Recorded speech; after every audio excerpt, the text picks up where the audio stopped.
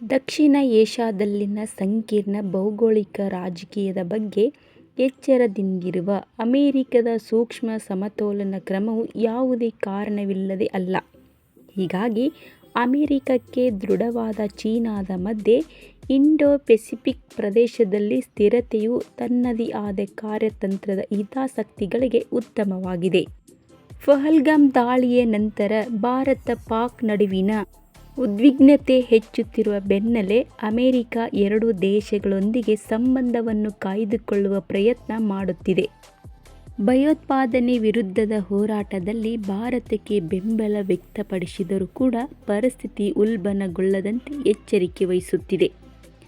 ಸುತ್ತು ಜಗತ್ತಿಗೆ ಸ್ವಾಗತ. ನಮಸ್ಕಾರಗಳು ಸ್ನೇಹಿತರೆ. ಪಹಲ್ಗಾಮ್ ಭಯೋತ್ಪಾದಕ ದಾಳಿಯ ನಂತರ ಭಾರತ ಮತ್ತು ಪಾಕಿಸ್ತಾನ ನಡುವಿನ ಉದ್ವಿಗ್ನತೆ ಕುದಿಯುತ್ತಿರುವಾಗ ಭಾರತ ಹಾಗೂ ಪಾಕಿಸ್ತಾನ ದೇಶದ ಪರವಾಗಿಯೂ ನಿಲ್ಲೋದಕ್ಕೆ ಒಲವು ತೋರಿಸದ ಅಮೆರಿಕ ರಾಜತಾಂತ್ರಿಕ ಬಿಗಿಹಗ್ಗದ ಮೇಲೆ ನಡೆಯುವ ಪ್ರಯತ್ನ ಮಾಡುತ್ತಿದೆ.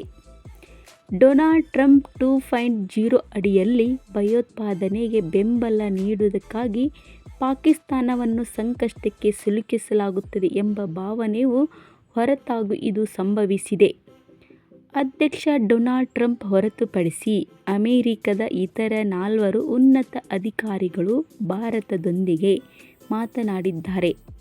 ಆದರೆ ವ್ಯತ್ಯಾಸವೆಂದರೆ ಅವರ ಭಾಷೆಯ ಸೂಕ್ಷ್ಮತೆ. ಅಮೆರಿಕದ ವಿದೇಶಾಂಗ ಕಾರ್ಯದರ್ಶಿ ಮಾರ್ಕೊ ರೂಬಿಯೋ ಮತ್ತು ಉಪಾಧ್ಯಕ್ಷ ಜೆಡಿ ವ್ಯಾನ್ಸ್ ಉದ್ವಿಗ್ನತೆಯನ್ನು ಕಡಿಮೆ ಮಾಡಲು ಒತ್ತಾಯಿಸಿದರೆ, ತುಳಸಿ ಗಬ್ಬಾರ್ಡ್ರಂತಹ ಇತರರು 26 ಜನರ ಸಾವಿಗೆ ಕಾರಣವಾದ ದಾಳಿಗೆ ಕಾರಣರಾದವರನ್ನು ಬೇಟೆಯಾಡುವ ಭಾರತದ ಪ್ರಯತ್ನವನ್ನು ಬೆಂಬಲಿಸಿದ್ದಾರೆ. ಆದರೆ ಅವರೆಲ್ಲರೂ ಭಾರತ ಮತ್ತು ಭಯೋತ್ಪಾದನೆಯ ವಿರುದ್ಧದ ಹೋರಾಟಕ್ಕೆ ತಮ್ಮ ಬೆಂಬಲವನ್ನು ಸ್ಪಷ್ಟವಾಗಿ ವ್ಯಕ್ತಪಡಿಸಿದ್ದಾರೆ. ಭಾರತ ಮತ್ತು ಪಾಕಿಸ್ತಾನಕ್ಕೆ ತಮ್ಮ ಮೊದಲ ಅವಧಿಯಲ್ಲಿ ಕಾಶ್ಮೀರ ವಿವಾದವನ್ನು ಮಧ್ಯಸ್ಥಿಕೆ ವಹಿಸಲು ಮುಂದಾದ ಟ್ರಂಪ್ ಈ ಬಾರಿ ಹೆಚ್ಚು ಜಾಗರೂಕರಾಗಿದ್ದರು. ಈ ಬಾರಿ ಅಮೆರಿಕ ಅಧ್ಯಕ್ಷರು ಈ ಸಮಸ್ಯೆಯನ್ನು ಬಗೆಹರಿಸುವ ಜವಾಬ್ದಾರಿಯನ್ನು ಭಾರತ ಮತ್ತು ಪಾಕಿಸ್ತಾನಕ್ಕೆ ಬಿಟ್ಟರು. ದೇಶಗಳು ಒಂದು ರೀತಿಯಲ್ಲಿ ಅಥವಾ ಇನ್ನೊಂದು ರೀತಿಯಲ್ಲಿ ಒಂದು ಮಾರ್ಗವನ್ನು ಕಂಡುಕೊಳ್ಳುತ್ತವೆ ಎಂದು ಹೇಳಿದ್ದಾರೆ ಡೊನಾಲ್ಡ್ ಟ್ರಂಪ್. ಮಾತಿನಲ್ಲಿ ಸೂಕ್ಷ್ಮತೆ ತೋರಿದ ಅವರು, ನಾನು ಭಾರತಕ್ಕೆ ತುಂಬ ಹತ್ತಿರವಾಗಿದ್ದೇನೆ ಮತ್ತು ನಾನು ಪಾಕಿಸ್ತಾನಕ್ಕೂ ತುಂಬ ಹತ್ತಿರವಾಗಿದ್ದೇನೆ. ನಿಮಗೆ ತಿಳಿದಿರುವಂತೆ ಹತ್ತಿರವಾಗಿದ್ದೇನೆ. ಅವರು ಒಂದಲ್ಲ ಒಂದು ರೀತಿಯಲ್ಲಿ ಇದನ್ನು ಬಗೆಹರಿಸಿಕೊಳ್ಳುತ್ತಾರೆ ಎಂದು ಅವರು ಕಳೆದ ವಾರ ಹೇಳಿದ್ದರು. ದಕ್ಷಿಣ ಏಷ್ಯಾದಲ್ಲಿ ಅಮೆರಿಕದ ಲೆಕ್ಕಾಚಾರಗಳಲ್ಲಿ ಪಾಕಿಸ್ತಾನದ ಪ್ರಸ್ತುತತೆ ಕಡಿಮೆಯಾಗಿದ್ದರೂ ವಾಷಿಂಗ್ಟನ್ ಇಸ್ಲಾಮಾಬಾದದ ಜೊತೆ ಸಂಬಂಧವನ್ನು ಉಳಿಸಿಕೊಂಡಿದೆ. ವಿದೇಶಿ ನೆರವು ಸ್ಥಗಿತದ ಹೊರತಾಗಿಯೂ ಟ್ರಂಪ್ ಪಾಕಿಸ್ತಾನಕ್ಕೆ ಭದ್ರತೆಗೆ ಸಂಬಂಧಿಸಿದ $5.3 ಬಿಲಿಯನ್ ವಿನಾಯಿತಿಗಳನ್ನು ನೀಡಿದ್ದಾರೆ ಮತ್ತು ಅದರ F-16 ಜೆಟ್ ಫ್ಲೀಟ್ನ ನಿರ್ವಹಣೆಗಾಗಿ ಸುಮಾರು $400 ಮಿಲಿಯನ್ ಒಪ್ಪಿಕೊಂಡಿದ್ದಾರೆ. ಅಚ್ಚರಿ ಏನೆಂದರೆ, ಟ್ರಂಪ್ ತಮ್ಮ ಮೊದಲ ಅವಧಿಯಲ್ಲಿ ಪಾಕಿಸ್ತಾನಕ್ಕೆ ನೀಡಲಾಗುತ್ತಿದ್ದ $1.3 ಬಿಲಿಯನ್ ಭದ್ರತಾ ನೆರವನ್ನು ಕಡಿತಗೊಳಿಸಿದರು ಮತ್ತು ಅದು ಭಯೋತ್ಪಾದಕರಿಗೆ ಸುರಕ್ಷಿತ ಸ್ವರ್ಗ ಎಂದು ಕರೆದಿದ್ದರು. ಪಹಲ್ಗಾಮ್ ದಾಳಿ ನಡೆದಾಗ ತಮ್ಮ ಕುಟುಂಬದೊಂದಿಗೆ ಭಾರತಕ್ಕೆ ಭೇಟಿ ನೀಡಿದ ಜೆಡಿ ವ್ಯಾನ್ಸ್ ಪ್ರಾದೇಶಿಕ ಸಂಘರ್ಷವನ್ನು ತಪ್ಪಿಸಲು ದೆಹಲಿಯು ಸಂಯಮ ವಹಿಸುವಂತೆ ಒತ್ತಾಯಿಸಿದ್ದರು. ಅದೇ ಸಮಯದಲ್ಲಿ ಅವರು ಪಾಕಿಸ್ತಾನವನ್ನು ಜವಾಬ್ದಾರಿಯುತ ಮಟ್ಟಿಗೆ ಭಾರತದೊಂದಿಗೆ ಸಹಕರಿಸುವಂತೆ ಒತ್ತಾಯಿಸಿದ್ದರು.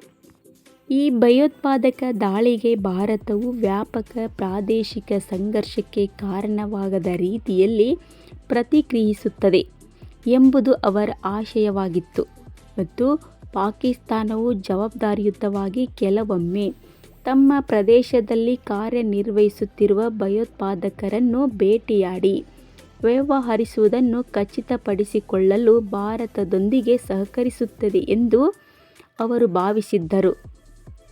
ಎಂದು ವ್ಯಾನ್ಸ್ ಫಾಕ್ಸ್ ನ್ಯೂಸ್ ಜೊತೆಗಿನ ಪಾಡ್ಕ್ಯಾಸ್ಟ್ನಲ್ಲಿ ಹೇಳಿದ್ದರು. ವಿದೇಶಾಂಗ ಸಚಿವ ಎಸ್. ಜೈಶಂಕರ್ ಮತ್ತು ಪಾಕಿಸ್ತಾನಿ ಪ್ರಧಾನಿ ಶೆಹಬಾಜ್ ಷರೀಫ್ ಇಬ್ಬರೊಂದಿಗೂ ಮಾತನಾಡಿದ ರೂಬಿಯೋ, ಮತ್ತಷ್ಟು ಸಮಸ್ಯೆ ಉಲ್ಬಣಗೊಳ್ಳುವುದನ್ನು ತಪ್ಪಿಸುವಂತೆ ಎರಡೂ ದೇಶಗಳಿಗೆ ಕರೆ ನೀಡಿದ್ದರು. ಜೈಶಂಕರ್ ಅವರೊಂದಿಗಿನ ದೂರವಾಣಿ ಸಂಭಾಷಣೆಯ ಸಮಯದಲ್ಲಿ ರೂಬಿಯೋ ಭಯೋತ್ಪಾದನೆಯ ವಿರುದ್ಧ ಭಾರತದೊಂದಿಗೆ ಸಹಕರಿಸುವ ಅಮೆರಿಕದ ಬದ್ಧತೆಯನ್ನು ಪುನರುಚ್ಚರಿಸಿದರು. ಮತ್ತೊಂದೆಡೆ ಅಮೆರಿಕದ ಉನ್ನತ ಅಧಿಕಾರಿ ಪಹಲ್ಗಾಮ್ ದಾಳಿಯನ್ನು ಖಂಡಿಸುವಂತೆ ಷರೀಫ್ ಅವರನ್ನು ಒತ್ತಾಯಿಸಿದರು. ಅವರ ತನಿಖೆಯಲ್ಲಿ ಸಹಕರಿಸುವಂತೆ ಪಾಕಿಸ್ತಾನಕ್ಕೆ ಕರೆ ನೀಡಿದರು. ಕುತೂಹಲಕಾರಿಯಾಗಿ, ರೂಬಿಯೋ ಪಾಕಿಸ್ತಾನದ ವಿದೇಶಾಂಗ ಸಚಿವರೊಂದಿಗೆ ಬದಲಾಗಿ ನೇರವಾಗಿ ಪ್ರಧಾನಿಯೊಂದಿಗೆ ಮಾತನಾಡಿದ್ದು ಪರಿಸ್ಥಿತಿಯ ಗಂಭೀರತೆಯನ್ನು ಸೂಚಿಸಿತು. ಹತ್ಯಾಕಾಂಡದ ನಂತರ ಪಾಕಿಸ್ತಾನದ ವಿದೇಶಾಂಗ ಸಚಿವರು ಮತ್ತು ರಕ್ಷಣಾ ಸಚಿವರು ಪ್ರಚೋದನಕಾರಿ ಹೇಳಿಕೆಗಳನ್ನು ನೀಡುತ್ತಿರುವುದು ಕಂಡುಬಂದಿತ್ತು ಮತ್ತು ದಾಳಿಯನ್ನು ಒಪ್ಪಿಕೊಳ್ಳಲು ಸಹ ನಿರಾಕರಿಸಿತ್ತು.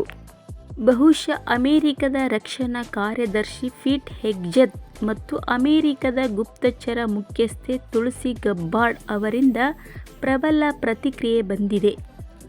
ರಕ್ಷಣಾ ಸಚಿವ ರಾಜನಾಥ್ ಸಿಂಗ್ ಅವರೊಂದಿಗಿನ ಕರೆಯಲ್ಲಿ ಹೆಗ್ಸೆತ್, ಅಮೆರಿಕವು ಭಾರತದೊಂದಿಗೆ ಒಗ್ಗಟ್ಟಿನಲ್ಲಿ ನಿಂತಿದೆ ಮತ್ತು ತನ್ನನ್ನು ತಾನು ರಕ್ಷಿಸಿಕೊಳ್ಳುವ ಹಕ್ಕನ್ನು ಬೆಂಬಲಿಸುತ್ತಿದೆ ಎಂದು ಹೇಳಿದರು.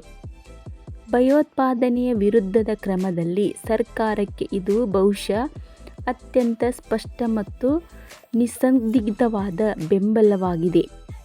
ರಾಷ್ಟ್ರೀಯ ಗುಪ್ತಚರ ನಿರ್ದೇಶಕಿ ಗಬ್ಬಾರ್ಡ್ ದಾಳಿಗೆ ಮತ್ತು ತಮ್ಮ ಪ್ರಕ್ರಿಯೆಯಲ್ಲಿ ಒಂದು ಹೆಜ್ಜೆ ಮುಂದೆ ಹೋಗಿದ್ದರು. ಅವರು ಈ ದಾಳಿಯನ್ನು ಇಸ್ಲಾಮಿಕ್ ಭಯೋತ್ಪಾದಕರು ಹಿಂದೂಗಳ ವಿರುದ್ಧ ಗುರಿಯಾಗಿಸಿಕೊಂಡ ದಾಳಿ ಎಂದು ಕರೆದಿದ್ದರು.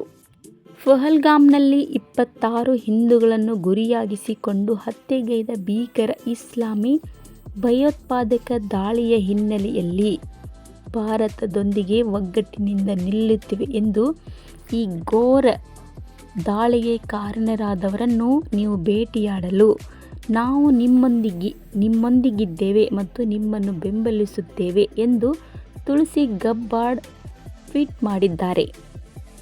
ಇದಕ್ಕೆ ಸಂಬಂಧಪಟ್ಟಂತೆ ಏನೇ ವಿಷಯಗಳಿದ್ದರೆ ನಿಮಗೆ ಅಪ್ಡೇಟ್ಗಳನ್ನು ನೀಡುತ್ತಿರುತ್ತೇವೆ. ನೀವು ಇನ್ನೂ ಕೂಡ ನಮ್ಮ ಚಾನಲ್ಗೆ ಸಬ್ಸ್ಕ್ರೈಬ್ ಆಗಿಲ್ಲ ಅಂದರೆ ಇವಾಗಲೇ ಸಬ್ಸ್ಕ್ರೈಬ್ ಮಾಡಿಕೊಳ್ಳಿ. ಪಕ್ಕದಲ್ಲಿರೋ ಬೆಲ್ ಐಕಾನ್ ಪ್ರೆಸ್ ಮಾಡಿ. ಮತ್ತೆ ಭೇಟಿಯಾಗೋಣ. ನಮಸ್ತೆ. ಜೈ ಕರ್ನಾಟಕ ಮಾತೆ.